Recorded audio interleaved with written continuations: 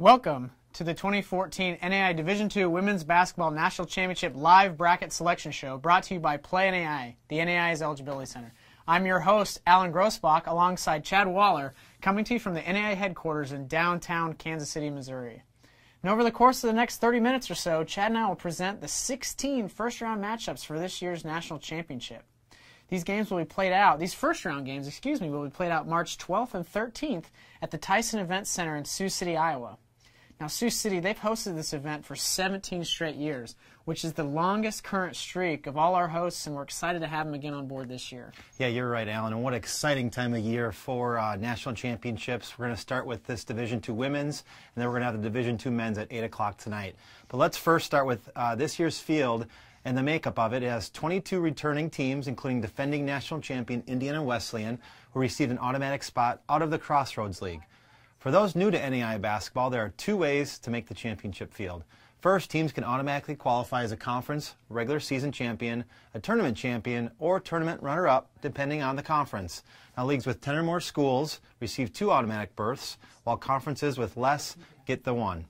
Now, the other qualification method to earn a berth in the national championship is by receiving an at-large berth. These are decided using the final regular season coaches poll, which was announced earlier today. You know, one thing that we'll talk about briefly before we actually get into the brackets themselves is how seedings play out versus men versus the women's. And on the women's side, what you'll see as we roll through this is that teams within each quarter are seeded 1 through 8. Now, on the men's brackets, you won't see this same breakdown. Teams are seeded 1 through 16, and then 17 through 32 are spread out throughout the rest of the championship field. So a little bit of difference there if you're watching show, so just kind of wanted to clarify that. Now let's jump into what we're all here to talk about, and that's the championship field. So we'll start with the upper left-hand quarter of the bracket as you're looking at it. And these games will get played out on Wednesday, March 12th. And our first contest, going top to bottom, is number 1 St. Francis, who's 33-0, against number 8 Ashford, who's 12-20. And this game will be at noon on Wednesday. The top-seeded Cougars received the automatic berth after winning the Crossroads League regular season and tournament championships. Now, Ashford, they got the automatic qualification out of the Association of Independent Institutions, and they were a little bit of a surprise, but we're excited to have them in the field. They upset IU Northwest, or Northwestern, in the AII tournament final, and to make that berth. And it's always nice to see, like you said, Alan, Ashford, a team with a sub-500 record. We have upsets all the time, so maybe they can come out and play through that first round and get an upset win. So you just never know once tournament time comes in. You know, and what's a little deceiving about the Saints is they played an extremely tough regular season schedule. So their current record may not be completely reflective of how good of a team they are. And one thing that's key this time of year is they're obviously playing well now to pick up that upset win in the tournament title game to reach that berth, or to get that berth, excuse me. So now moving down the bracket, our next matchup is number 5 Tennessee Wesleyan at number 4 Siena Heights, Michigan. Now this game will be at 1:45 p.m. on Wednesday. Tennessee Wesleyan, they're the Appalachian Athletic Conference regular season champion, while Siena Heights, they're the Wolverine Hoosier Athletic Conference tournament runner-up. Interesting matchup there. Continuing on down, we've got number 3 Southwestern out of the KCAC against number 6 Eastern Oregon out of the Cascade Collegiate Conference. Both teams won their regular season championships, but failed to move on to win their tournament titles. Now, you know, each quarter has a really interesting game in it, I think. And for me, this top quadrant, it's Southwestern versus Eastern Oregon.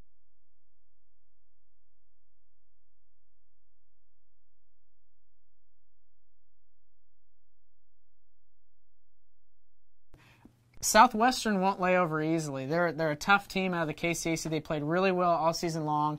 They're ranked in the top 15 basically the entire season, and really the top 10 for a majority of it. So a very strong team out of the KCAC, and you can't ever count out Eastern Oregon, who comes out of the Cascade and has had a lot of championship experience. And what's so interesting is you talk about the conference matchups and how each team plays within their conference, how strong it is.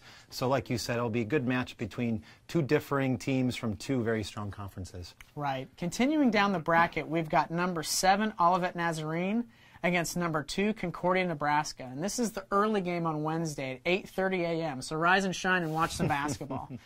Olivet Nazarene, they're the Chicagoland Collegiate Athletic Conference tournament runner-up, While Concordia, they got an at-large number 4. Now, they actually tied for the regular season title in the GPAC, but due to tiebreaker points, they didn't get that automatic spot. Wow.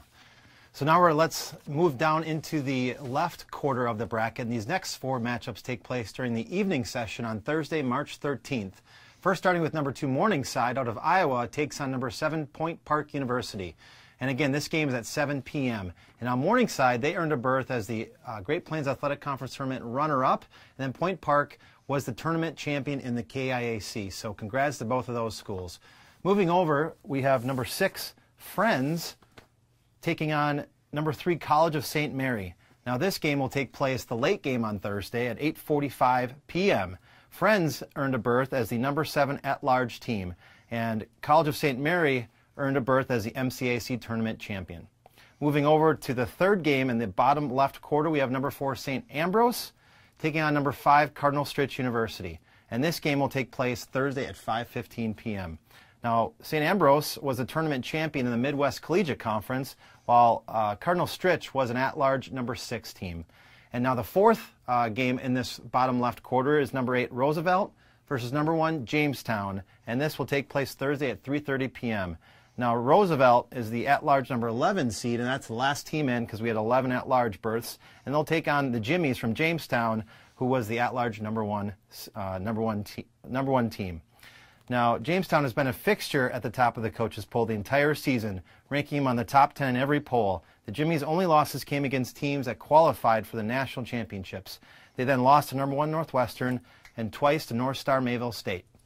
Yeah, number 1 Jamestown. They're a very talented squad with only 2 losses coming against teams that were both ranked in the top 25 at the end of the season. I believe their first loss against Mayville, Mayville wasn't ranked yet, but I could be speaking inaccurately on that. I'm not certain, but again, 3 tough losses against very good teams and a talented side moving in. It should be a fun group to watch. Now, jumping over to the right-hand side of the bracket, these games will also take place on Thursday. And starting us off is number 1 Northwestern Iowa versus number 8 Tabor. And this game is Thursday at 1:45 p.m. Now, Northwestern, they're the GPAC tournament champion, but they also received the GPAC's automatic berth as the regular season champion.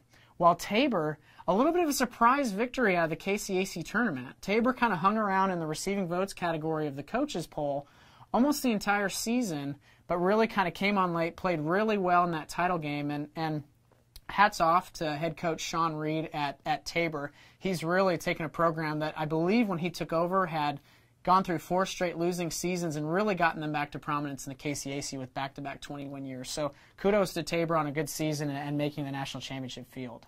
Moving down the list, we've got number 5 Huntington out of Indiana against number 4 Menlo out of California. Now Huntington, they're the at-large number 5 team, and they're from the Crossroads League, while Menlo, they're the CalPAC tournament champions. So they've got a lot to prove out of the CalPAC and really want to play well.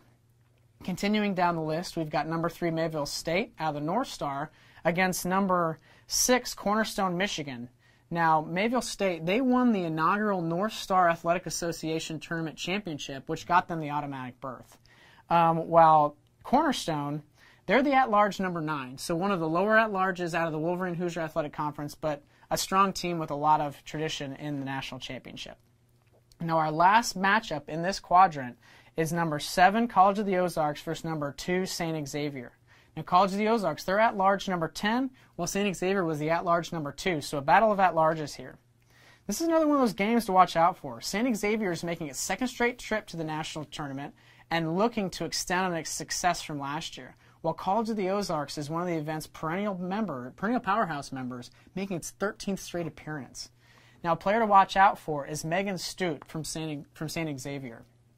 She leads the NAIA with 22 double-doubles this year. She averages more than 20 points and more than 12 rebounds per game, both which rank top 10 nationally. So she's a player to watch throughout the field that could make a big impact. And you're right, a girl that can do it both offensively, then grab the rebounds and play defensively is a player to watch out for. Now, the final section includes games that will be played during the evening session on Wednesday. Now we go to number 2 Hastings will take on number 7 Union, Kentucky. This game will take place Wednesday at 5:15 p.m. Now, Hastings is an at-large number 3 team, while Union was the tournament champion in the Appalachian Athletic Conference tournament. Moving down the quarter bracket, we have number 6 Oklahoma Wesleyan versus defending national champion number 3 Indiana Wesleyan. This game will take place Wednesday at 7:30 p.m. Now, Oklahoma Wesleyan is the at-large number 8 team, while Indiana Wesleyan earns a berth after finishing runner-up in the Crossroads League tournament. Now we have number 4 Purdue Calumet taking on number 5 Oregon Tech as the third game in the lower right quarter. And this game will take place, the late game, on Wednesday at 9:15 p.m. Purdue Calumet, they were the regular season and tournament champions for the Chicagoland Collegiate Athletic Conference, while Oregon Tech, they were the tournament champion in the Cascade Collegiate Conference, and this is their first championship appearance since 2005. Now, the fourth and final game of the bracket, of the overall bracket, number 8 Ave Maria takes on top-seeded Davenport out of Michigan, and this game will take place Wednesday at 3:30 p.m. Ave Maria was the Sun Conference tournament champion, while Davenport was the Wolverine Hoosier Athletic Conference regular season and tournament champion. Now, outside of St. Francis, Davenport enters the national championship as arguably one of the hottest teams in the NAIA. The Panthers have won 26 straight en route to a 31-1 overall record. Davenport's lone loss of the season came against crosstown rival and championship qualifier Cornerstone on November 20th, 83-76. They haven't lost in over 3 months. What a season that Davenport's had so far, and we'll look to see them stay really hot. You're right. The Panthers are playing really well right now. They actually won their tournament championship game on a last-second layup as regulation was expiring to win 75-74 against Siena Heights, who finished that runner-up spot. So really, playing well into the field. There's really 2 or 3 teams within this section that I think are really interesting to watch. One is Hastings. They started the year unranked, kind of came onto the scene throughout November and December and really just kind of held their weight within a tough GPAC regular season this year and have really made their way up to a number 2 seed after starting unranked. That's pretty unprecedented. They were a little down last year, so missed the championship for the first time in a long time. And the other team I'm a little interested in is Purdue Calumet. They won a tough Chicagoland Conference. The Chicagoland Conference has 5 teams in this year's championship. So it'll be interesting to see if they can ride that momentum into the national tournament and really make an impact on the field. And one thing about this year's field is there's a ton of experience in it. We've got, like I said at the start of the show, 22 returning teams from last year and 11 teams with at least 10 appearances.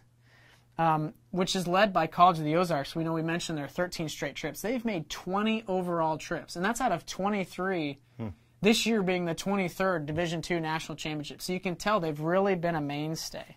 In addition to Ozarks, Cardinal Stritch has appeared 18 times, and St. Francis has made 15 times, and those are the other 2 programs with 15 or more appearances in the national championship field. Ashford, who we mentioned at the top of the show, who has a very tough game against St. Francis to kick things off, they are the only team in the field that is making their first ever appearance. So good luck to the Saints and good luck to everyone in this year's field. Congratulations from the NAIA National Office to all the players and coaches on a tremendous season. We're excited to have you at the National Championship. We're excited to have the event in Sioux City.